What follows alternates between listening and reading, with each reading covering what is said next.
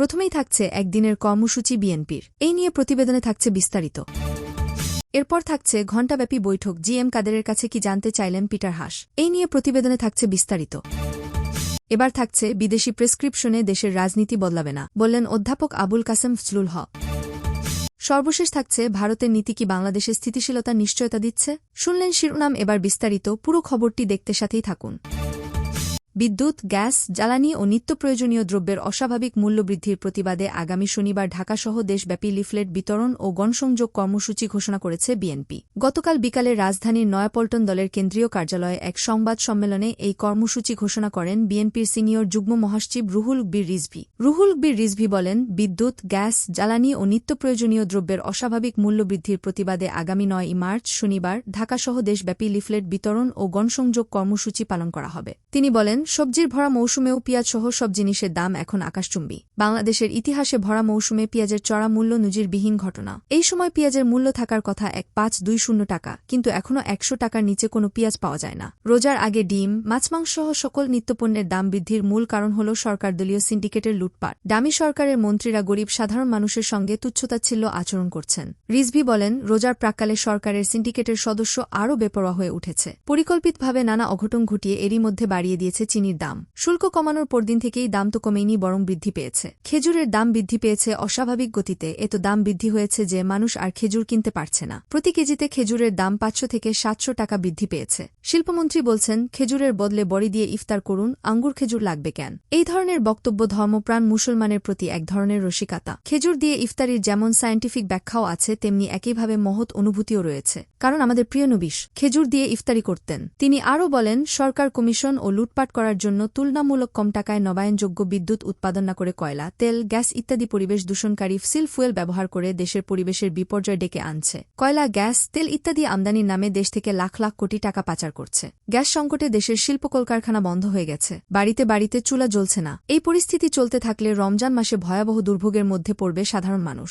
ঘণ্টাব্যাপী বৈঠক, জিএম কাদেরের কাছে কি জানতে চাইলেন পিটার হাস। ঢাকায় নিযুক্ত মার্কিন রাষ্ট্রদূত পিটার ডি হাসের সঙ্গে বৈঠক করেছেন সংসদের বিরোধীদলীয় নেতা ও জাতীয় পার্টির জাপা চেয়ারম্যান গোলাম মোহাম্মদ জিএম কাদের। বুধবার বিকালে ঢাকার মার্কিন দূতাবাসে এ বৈঠক হয়েছে। জাতীয় পার্টির আন্তর্জাতিক বিষয়ক উপদেষ্টা মাসরুর মাওলা গণমাধ্যমকে এ তথ্য জানিয়েছেন। তিনি জানান, পিটার হাসের আমন্ত্রণে জাপার চেয়ারম্যান বিকালে মার্কিন দূতাবাসে যান। বেলা ৩টা থেকে বিকেল ৪টা পর্যন্ত মার্কিন রাষ্ট্রদূতের সঙ্গে জাপার চেয়ারম্যানের বৈঠক হয়েছে। বৈঠকে দলের চেয়ারম্যানের সঙ্গে তিনিও ছিলেন।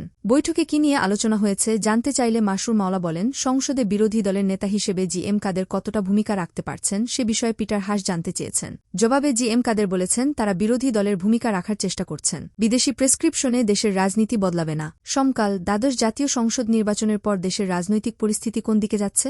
আবুল কাসেম ফজলুল হক, শেখ হাসিনার নেতৃত্বে আওয়ামী লীগ আগেই শক্তি অনেক বাড়িয়ে ফেলেছে, এই নির্বাচনের মধ্য দিয়ে আরও বাড়ছে। আর সংসদে এমন কোনো বিরোধী দল নেই যারা শক্তিশালী ভূমিকা নিতে পারবে, দেশটাকে ভালোর দিকে নিতে চেষ্টা করবে। এরকম চিন্তাচেতনা দেখি না। সমকাল, সংসদের বাইরে রাজনীতির মাঠে বিরোধী দলগুলোর তৎপরতা কেমন দেখছেন? আবুল কাসেম ফজলুল হক, আমি মনে করি বিএনপি রাজনৈতিক দল হিসেবে গড়েই ওঠেনি। মাঝখানে কিছু নির্বাচন করেছে, ভালো করেছিল। জাতীয় পার্টিও সেভাবে গড়ে ওঠেনি। বামপন্থী দলগুলোর অবস্থা আগে যা ছিল এখন তার চেয়েও খারাপ। তবে বামপন্থী দলগুলো আগের মতো অন্যায় বিচারের বিরুদ্ধে ভালোভাবেই প্রতিবাদ করে। কিন্তু জাতির, রাষ্ট্র, জনজীবনের উন্নতির জন্য বক্তব্য কোনো দল থেকেই আমরা পাই না। এই হল বাস্তবতা। সমকাল, তত্ত্বাবধায়ক সরকারের অধীনে নির্বাচনের দাবিতে বিএনপি শুধু নির্বাচন বর্জন করেনি, এখনও দাবিতে অটল আছে বলছে। এটা বর্তমান সরকারের সামনে কি ধরনের চ্যালেঞ্জ ছুড়ে দিতে পারে? আবুল কাসেম ফজলুল হক, রাজনৈতিক দল হিসেবে গড়ে ওঠার সম্ভাবনা যতটুকু ছিল সেটুকুও ক্রমাগত নির্বাচন বর্জন করে হারিয়ে ফেলেছে বিএনপি। আর নতুন ধারার রাজনীতি নিয়ে গড়ে ওঠার জন্য যে চিন্তাভাবনা দরকার সেটাও নেই। বিএনপি যে তত্ত্বাবধায়ক সরকারের কথা বলে, এটা কোনো রাজনৈতিক বক্তব্য হওয়া উচিত নয়। রাজনীতিবিদরা দেশ শাসন করবেন, পরিচালনা করবেন। অরাজনৈতিক ব্যক্তিদের নিয়ে তত্ত্বাবধায়ক সরকারের মতো অরাজনৈতিক ব্যবস্থার মধ্য দিয়ে রাজনৈতিক সমস্যার সমাধানের চেষ্টা সফল হতে পারে না। অন্যান্য ক্ষেত্রেও রাজনীতিবিদদের সবচেয়ে গুরুত্ব দেওয়া উচিত। এটা তখনই সম্ভব যখন রাজনীতিবিদরা জাতীয় স্বার্থ বড় করে দেখবেন, সর্বজনীন কল্যাণের চেষ্টা করবেন। সমকাল, এখন তাহলে বিএনপি কি করবে? আবুল কাসেম ফজলুল হক, বিএনপি যদি তাদের চিন্তার পুনর্মূল্যায়ন করে, রাজনৈতিক দলের কি করা দরকার, রাজনীতি কি আর কি নয়, এগুলো ভেবে জনগণ ও রাষ্ট্রের কল্যাণে কর্মসূচি নিয়ে যদি তারা অগ্রসর হয়, তাহলে তাদের ভালো করার সম্ভাবনা আছে। কিন্তু রাতারাতি ভালো করে ফেলবে তেমন ভাবা যায় না। আগামী নির্বাচন অনুষ্ঠিত হতে এখনও 4.5 বছরের বেশি সময় আছে। এর মধ্যে যদি তারা তাদের সংকল্প, আদর্শ ও পরিকল্পনা, কর্মসূচি নিয়ে জনগণের কাছে প্রচার করে এবং তারা সমর্থন পায়, তাহলেই বিএনপি সফল রাজনৈতিক দল হয়ে উঠতে পারে, নির্বাচনে প্রতিদ্বন্দ্বিতা করে ভালো করতে পারে। সমকাল জাতীয় পার্টির সম্ভাবনা কেমন দেখছেন? আবুল কাসেম ফজলুল হক জাতীয় পার্টিও নির্বাচনের পর বিভক্তিকর অবস্থায় আছে। তবে জি.এম. কাদেরের ধারাটাই টিকবে, রওশন এরশাদের ধারা টিকবে বলে মনে হয় না।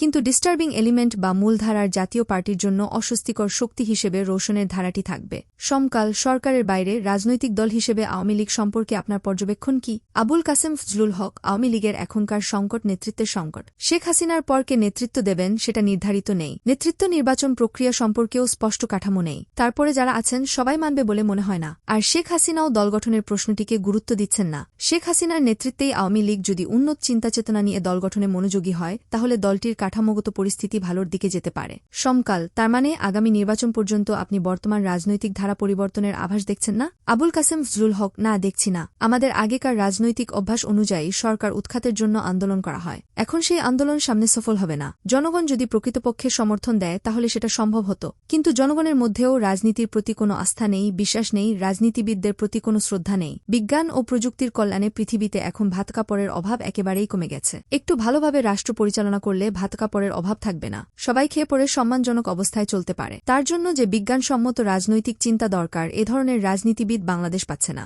সমকাল বিদেশি বিভিন্ন শক্তি আমাদের রাজনৈতিক উত্তরণের জন্য যেসব পরামর্শ দেয়, সেসবের প্রতি কি জনগণের আস্থা রয়েছে? আবুল কাসেম ফজলুল হক আসলে আমাদের রাষ্ট্র এখনও স্বাধীন হয়ে ওঠেনি। এবারের নির্বাচনের আগে এবং পরেও বিদেশি শক্তি মার্কিন যুক্তরাষ্ট্র, ইউরোপীয় ইউনিয়ন, যুক্তরাজ্য বিভিন্ন বিবৃতি দিয়েছিল। এগুলোর মধ্যে শুভকর রাজনীতির কোনো লক্ষণ আমি দেখি না। পশ্চিমা রাষ্ট্রগুলোতেও সমস্যা আছে, সংকট আছে, তারাও সুষ্ঠু অবস্থায় নেই। পূর্ব ইউরোপের রাষ্ট্রগুলো এখনও শান্ত, তুলনামূলক রাজনৈতিক দিক থেকে ভালো আছে। ভূরাজনৈতিক বাস্তবতায় বিদেশি শক্তিগুলোর কাছে বাংলাদেশ, বঙ্গোপসাগর গুরুত্বপূর্ণ। এজন্য যুক্তরাষ্ট্র, ইউরোপীয় ইউনিয়ন বাংলাদেশকে টেনে নেওয়ার ক্ষেত্রে এত গুরুত্ব দিচ্ছে। এসব কিছু তাদের নিজেদের স্বার্থে করছে। বিদেশি প্রেসক্রিপশনে আমাদের রাজনীতি এগিয়ে যাওয়ার কোনো সম্ভাবনা এখনও দেখি না। ক্ষমতাসীন বা বিরোধী সব দলকেই বাংলাদেশের নিজস্ব রাজনীতি করতে হবে। সমকাল বিভিন্ন উন্নত দেশের টেকসই গণতান্ত্রিক ব্যবস্থা থেকে আমরা শিখব না? আবুল কাসেম ফজলুল হক একটা সহজ কথা, আমরা রাজনৈতিক সংঘাত চাই না। সংঘাত, সংঘর্ষে মানুষ মারা যাক, তা চাই না। শক্তি প্রয়োগ কিংবা জবরদস্তি করে কোনো দল বা রাজনীতিবিদ ক্ষমতায় আসুক, সেটা কারো কাম্য নয়। আমরা চাই বাংলাদেশ একটি সর্বজনীন রাষ্ট্র হোক, অর্থাৎ সবার কল্যাণে আইনকানুন, বিধিবিধান হোক। প্রশাসন থেকে শুরু করে পুলিশ, র্যাব, বিজিবি ভালো ভূমিকা পালন করুক। কিন্তু বিকল্প হিসেবে এখনও আগের মতো অন্ধভাবে আমেরিকাকে মেনে চলা ঠিক নয়। বাংলাদেশকে নিজেদের বাস্তবতায় সিদ্ধান্ত নিতে হবে। লোভ কিংবা ভয়ে অন্য কোনো শক্তির কাছে আত্মসমর্পণ করা অনুচিত। শেখ হাসিনার নেতৃত্বে বাংলাদেশ অনেকটা নিজের পথে থাকছে। সব রাজনৈতিক দল যদি নির্বাচনে অংশগ্রহণ করে এবং নির্বাচনের পেছনে সব দলের রাজনৈতিক সদিচ্ছা থাকে, সংঘাত সংঘর্ষের মধ্যে না থাকে, তাহলে বাংলাদেশ ভালোর দিকে যাবে। সমকাল এক্ষেত্রে বুদ্ধিজীবীরা কি ভূমিকা পালন করতে পারেন? আবুল কাসেম ফজলুল হক বুদ্ধিজীবীদের রাজনৈতিক চরিত্র রাজনীতিবিদদের রাজনৈতিক চরিত্রের চেয়েও উন্নত হওয়া উচিত। কিন্তু সেটা না হয়ে উল্টো হচ্ছে। বুদ্ধিজীবীদের রাজনৈতিক আনুগত্যে অপূরণীয় ক্ষতি হচ্ছে, কারণ এসব অনুরাগ বিরাগের পেছনে নানা যোগ বিয়োগের অঙ্ক থাকে।